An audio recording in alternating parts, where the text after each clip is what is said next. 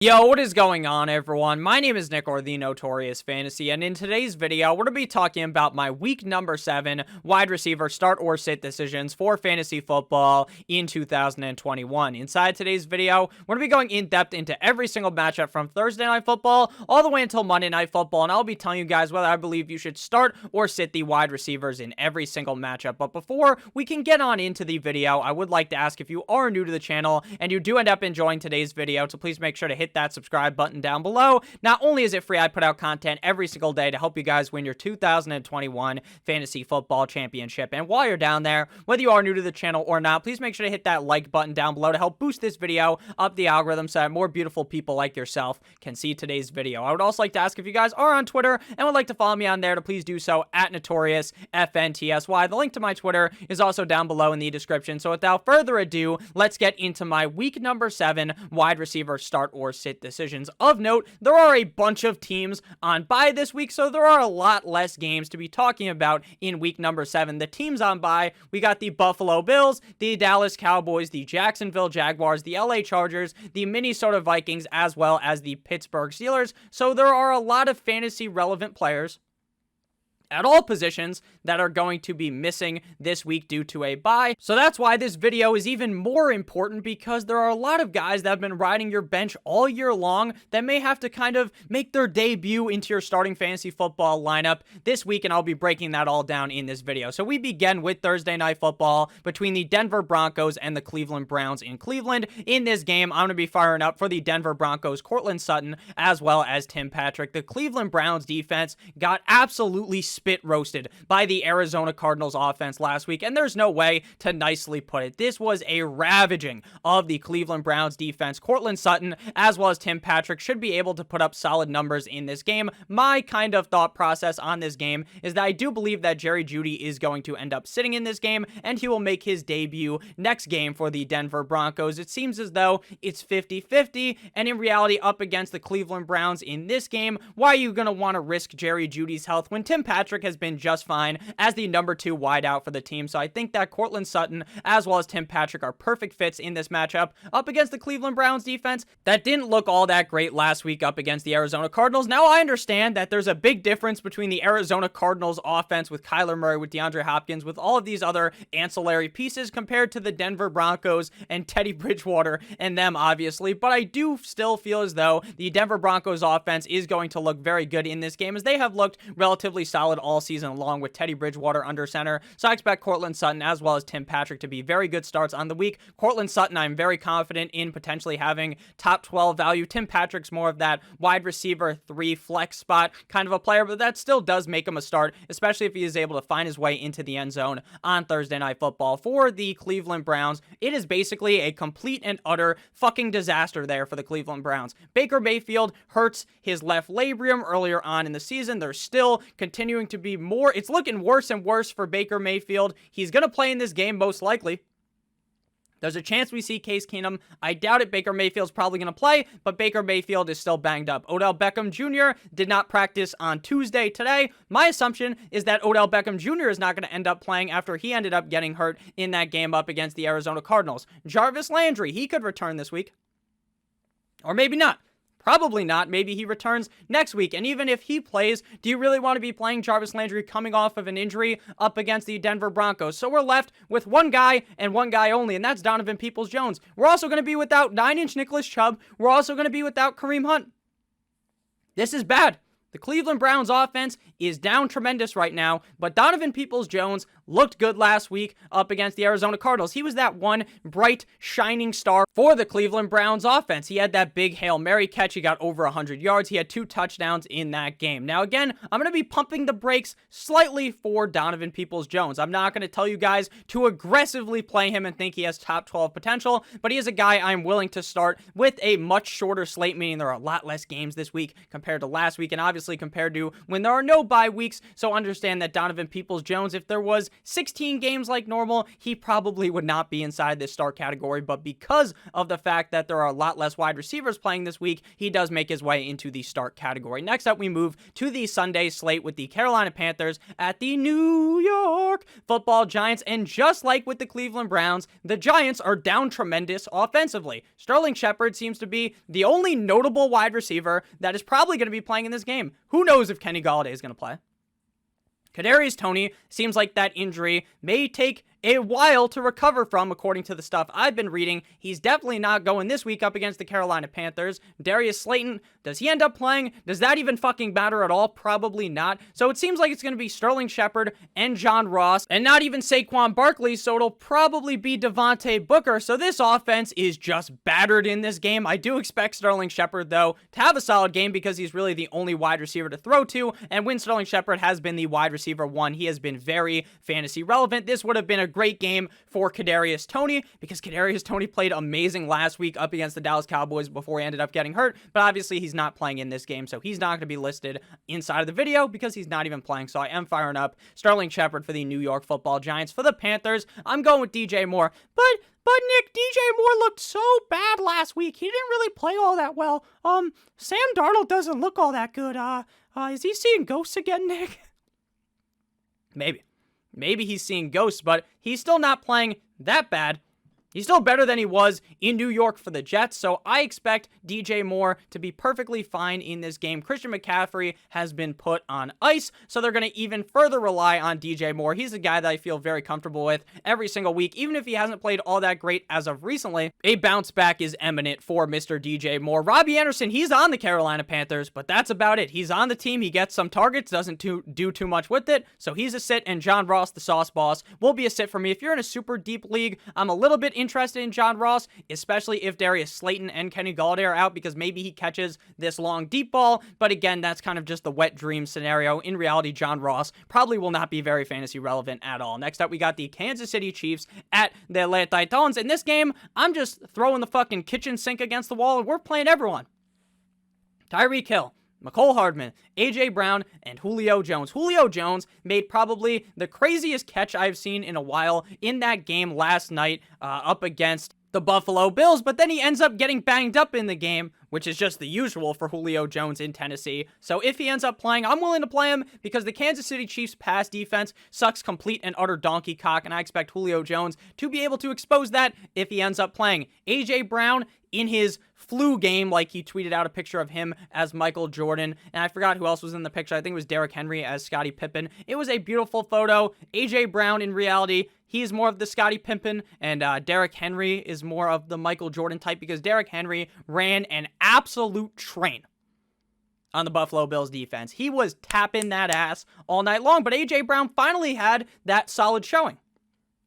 Now, it wasn't amazing up against the Buffalo Bills, but it was the best he's done this season, at least up to my recent memory. He hasn't been all that great. Maybe now it's time for the breakout part of A.J. Brown's season. Maybe now we can rely on him heavily week in and week out. And in this matchup up against the Kansas City Chiefs, I believe you can rely on him here. For the Kansas City Chiefs, like I said, Tyreek Hill and McCole Hardman are going to be starts for me. The Buffalo Bills offense looked amazing up against the Titans defense, and that should not have been a surprise at all because the Titans defense is bad against the pass. And McCole Hardman has started to look a little bit more consistent through the last couple of games this season, so I'm fine starting McCole Hardman in this game as well as Tyreek Hill. Obviously, Tyreek Hill is a must-start player every single week. Next game, we got the Washington Football Team at the Green Bay Packers in Lambeau Field, and apparently Aaron Rodgers owns the fucking Bears franchise. So in this game, going up against the Washington Football Team, Davante Adams is going to be a start. Davante Adams is a start every single week. It's basically the same thought process, the same logistics behind why you want to start Tyreek Hill every single week. Why is that? Because they're really good. They're such good players that it doesn't really matter about the matchup. Now, this matchup is amazing. The Washington Football Team pass defense is terrible. Patrick Mahomes and friends in Kansas City went on over there and absolutely mauled that defense with a passing attack last week. I expect Davante Adams to look chef's kiss magnifique in this matchup. For Terry McLaurin, what happened last week? Like, where was the Terry McLaurin that everyone was expecting in this game? What was that? Like, I don't know. Like, that was weird.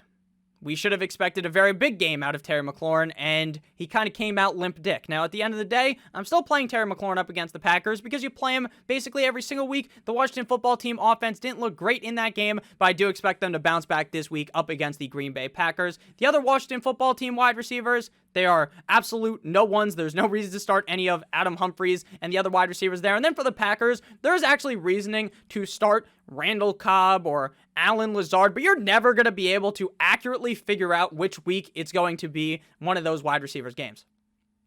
Unless everyone else was to get hurt, there's really no way to predict which game it's going to be Allen Lazard, which game it's going to be Randall Cobb. So they're all basically better off left on the bench because there is no true number 2 wide receiver on that team. It's basically just Davante Adams all game long. Next up, we got the Atlanta Falcons at my Miami Dolphins, and I'm willing to fire up Jalen Waddle in this game. Jalen Waddle went to Pound Town. He went knee deep into that Jacksonville Jaguars ass last week. Even though we ended up losing the game, I'm not sad at all about that. I'm not mad at all.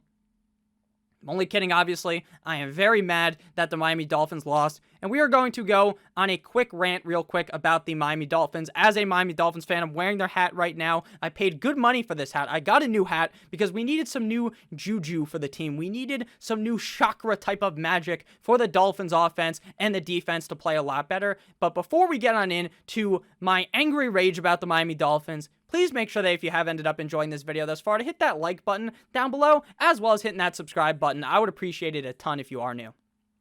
So, when it comes to the Miami Dolphins, I need to know what the fuck is going on with these offensive coordinators. If we lose to the Atlanta Falcons, someone's head needs to roll. Someone needs to be fired. Now, I called for, if you guys were watching the Awesemo Fantasy Football live stream, that we needed to leave some of these motherfuckers in England. That we need to leave these guys overseas and not bring them back on the team plane because they are complete and utter embarrassments to the Dolphins franchise. Why are we not running the ball with Myles Gaskin? Why is Tua Tagovailoa cooking up that fucking defense like he's Gordon Ramsay in the kitchen, and then 5 seconds later, we turn into this pussyfoot fucking offense that isn't throwing the ball aggressively, that's doing all these bullshit slants? What is happening? Someone needs to give me a fucking answer before I get really pissed off about this Dolphins team. This is a team that should have made the playoffs this year, but this is a team that is going to be nowhere near the playoffs. This is a team that is a complete and utter disappointment. But there's still some bright spots on the team. One of those bright spots is Jalen Waddle. Devontae Parker, does he play? Does he not play? Who gives a fuck? He's not very good. Seems like Will Fuller's not going to play. Mac Hollins is going to play, but he does nothing for Jalen Waddle. Jalen Waddle should be able to have a huge game up against the Atlanta Falcons, even if the Dolphins end up losing. For the Atlanta Falcons, you got to play Calvin Ridley. My assumption is that Byron Jones, as well as Mr. Xavier Howard, are going to be back this week, which is great for the Dolphins defense, great for the Dolphins going up against Calvin Ridley, but at the same time, the Dolphins defense is still the Dolphins defense. They're not the Dolphins defense from last year. They give up. They don't look that good. So I expect Calvin Ridley, even though on paper you might think the Dolphins defense is good, they just haven't been this season. So I expect Calvin Ridley to have a solid game coming off of the bye. Russell Gage, will he play? Will he not play? Who really cares? The guy completely and utterly sucked when he was playing. Next up, we got the Cincinnati Bengals at the Baltimore Ravens. In this one, I'm going to be firing up Mr. Jamar Chase, wide receiver of the Cincinnati Bengals. It seems like he's the only wide receiver that you can trust in Cincinnati. Mr. T. Higgins, as well as Tyler Boyd. It seems like when T. Higgins is healthy, and as is Tyler Boyd, that T. Higgins is going to get that kind of step up and be the number 2 wide receiver. But Mr. T. Higgins hasn't really been performing. He hasn't been playing up to my liking. And with that said, we're going to bench him this week up against the Ravens. The Ravens defense looked so bad up against the Colts, and then last week they completely and utterly shut down Mr. Justin Herbert the pervert. So what's going to happen this week up against the Bengals? I'm not sure. But what I do know is that Jamar Chase is basically immune to any defense. This guy's just always open.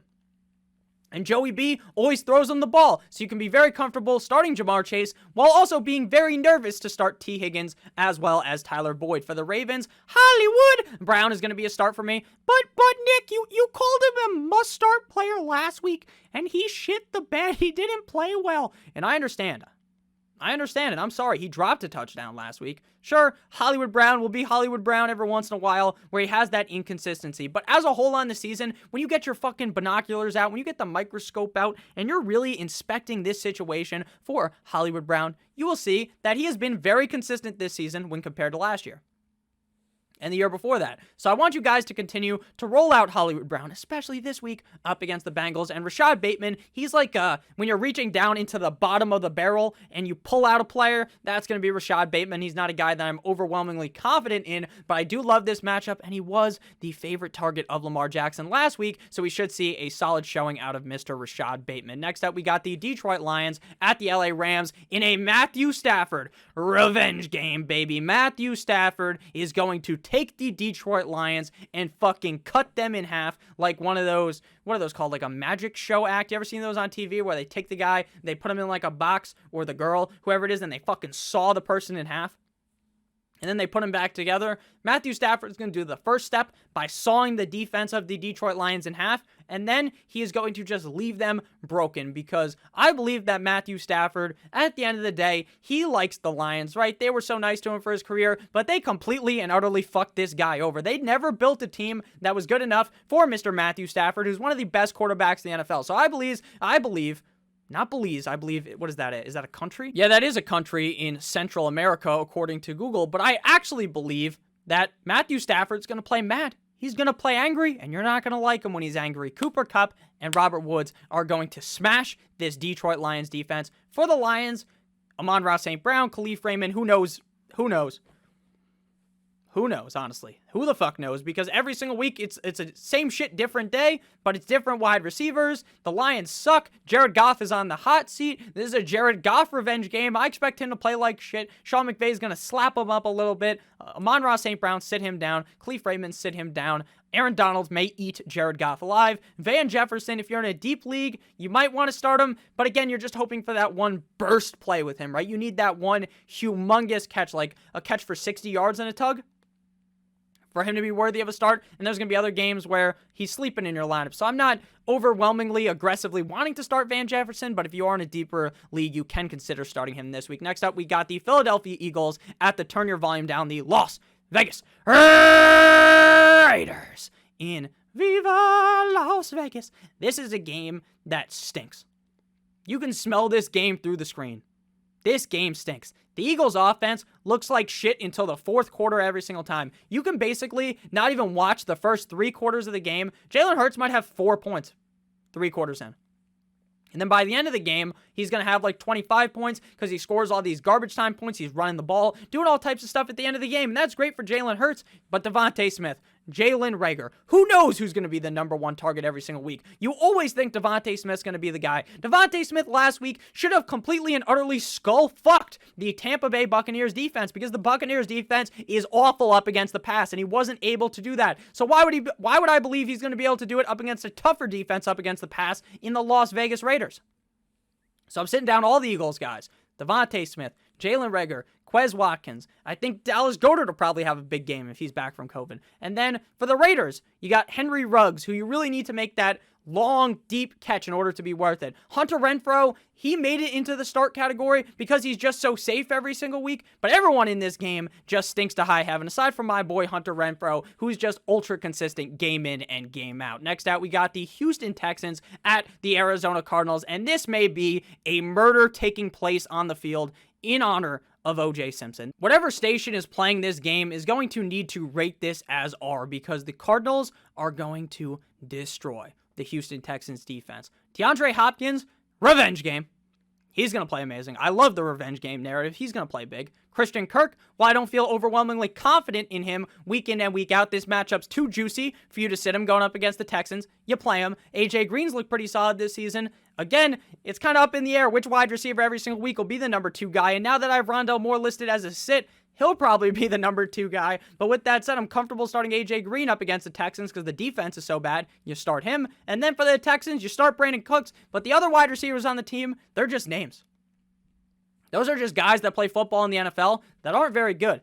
And it's maybe not even their fault that they're not very good, because Davis Mills himself isn't very good. But Brandon Cooks still is able to kind of escape the bullshit of the Houston Texans offense and still manages to play quite well every single game. I understand this is a tough matchup up against the Arizona Cardinals, but I'm willing to take the risk with Brandon Cooks, especially with all of the players on bye this week. Next up, we got a matchup between the Chicago Bears and the Tampa Bay Buccaneers, and I am once again telling you guys to start the number 1 wide receiver up against the Buccaneers. Allen Robinson has been terrible this season. Allen Robinson has been a bust this season. We're 7 weeks into the season. I'll call him a bust.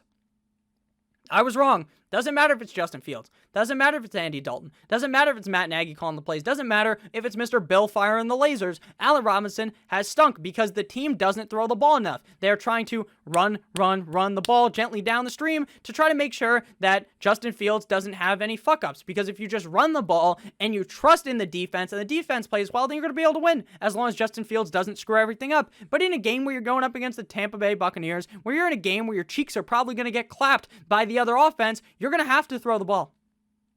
And you should throw the ball up against one of the worst pass defenses in the NFL in the Tampa Bay Buccaneers. So please, Matt Nagy, Bill Lazor, listen to me and throw the football to Allen Robinson. If there was ever a game for Allen Robinson to break out and have this humongous matchup for you, for where you're like, hallelujah, thank you for having at least one solid showing out in the season, it's this week up against the Tampa Bay Buccaneers. Fire up Allen Robinson, not confidently, but if there was ever a week to do it, it'll be this week up against the Tampa Bay Buccaneers. For the Bucs, you're firing up Chris Godwin, you're firing up Antonio Brown, and you're firing up Mike Evans. Every single week, one of these guys is going to be the odd man out. Last week, it was Evans. This week, it might be Evans again. You never know. But you can't risk sitting any of them because the upside is like 25, 30 points out of any of these wide receivers. So I'm firing up Godwin, Brown, as well as Evans up against the Bears defense that has definitely fallen back down to earth from the last couple of seasons of them being one of the best defenses in the NFL. For Mr. Darnell, here comes the Mooney. Money. While I'm interested in him this week, I'm just not going to play him because, again, I'm just hinging on the fact that Justin Fields actually throws it to Allen Robinson and he's able to do something up against the Bucs, whereas I'm just not too sure I can trust Darnell Mooney. This is just a sad situation for the Bears offense. Next up, we move to Sunday night football between the Indianapolis Colts and the San Francisco 49ers. Nick, you told me to start Michael Pittman last week. What happened? You said not to worry about T.Y. Hilton. Why did T.Y. Hilton play so well, and why did Michael Pittman not play well? They're playing up against the Houston Texans. The Houston Texans are bad. Oh boy, it's me, Mickey Mouse. Oh, I do kind of sound like Mickey Mouse in that voice. Everyone always brings that up. But T.Y. Hilton, he played well last week. He went 4 for 4. I make this joke every time someone goes 4 for 4, so 4 receptions on 4 targets, 4 for 4, like at Wendy's, because you can get that at Wendy's. That's the joke. Going up against the 49ers, I'm starting T.Y. Hilton, but again, if this was any other week where there aren't 6,000 teams on bye, when the Bills aren't on bye, when the Cowboys aren't on bye, when Jaguars aren't on bye, when the LA Chargers aren't on bye, when the Minnesota Vikings aren't on bye, when the Steelers aren't on bye, then maybe I'll be a little bit more lower on T.Y. Hilton. But this week, with all that said, with all those 6 teams on bye, then you're going to want to go ahead and start T.Y. Hilton in this matchup. Plus, Carson Wentz has looked a lot better. Michael Pittman, I understand he had a bad week. I expect him to bounce back in this game for the 49ers. Fire up Deebo Samuel. You fire him up every single week. This guy has just somehow became a top-end wide receiver in fantasy football. George Kittle's not playing, so maybe Brandon Ayuk finally decides to do something, but I doubt it. Brandon Ayuk has been in the doghouse. Then he escapes the doghouse, but he's still mostly in the doghouse, just his head is peeking out of the doghouse. So, you can't trust any of these guys on the 49ers besides Samuel. And I think with T.Y. Hilton healthy, you can't trust anyone outside of Hilton and Pittman, so I would not want to start Pascal. Now, if Hilton is out, maybe you want to elevate Pascal, but again, that is in more of a deeper league scenario. Final game here, we got Monday Night Football between the New Orleans Saints, the NO, at the Seattle Seahawks and the 12th man. In this game, I'm firing up Marquez Callaway. Now, if Michael Thomas does end up playing in this game, if he gets the nod to be good to go, then I'm going to pivot backward on Marquez Callaway. I'm going to back up a little bit, but if Michael Thomas is not in, which it seems like he might not play, then I'm all in on Marquez Callaway, who's had not 1, but 2 great games in a row. He was a very big disappointment earlier on in the season, especially with how much hype he got in the offseason from me, as well as a lot of fantasy football analysts, but I think it's officially time for him to return to your lineup this week up against the Seattle Seahawks defense that does not look very good. DK Metcalf didn't play great last week up against Pittsburgh, but that was up against Pittsburgh. I understand Geno Smith is far from Russell Wilson, but I still think he can get it done with DK Metcalf. Don't want to be trusting Tyler Lockett because he just does not seem to be targeted at all by Geno Smith. So thank you guys all so much for watching. If you did end up enjoying today's video, please make sure to hit that subscribe button down below. Not only is it free, I put out content every single day to help you guys win your 2021 Fantasy Football Championship. And while you're down there, whether you are new to the channel or not, make sure to hit that like button down below as well. It would help me out a ton. Make sure to follow me on Twitter at NotoriousFNTSY, and make sure to be back tomorrow, maybe in the morning, maybe in the afternoon, for another banger of a video. 2 more videos coming your way tomorrow. Love you guys so much. I hope you have a great rest of your guys' day, and as always, goodbye.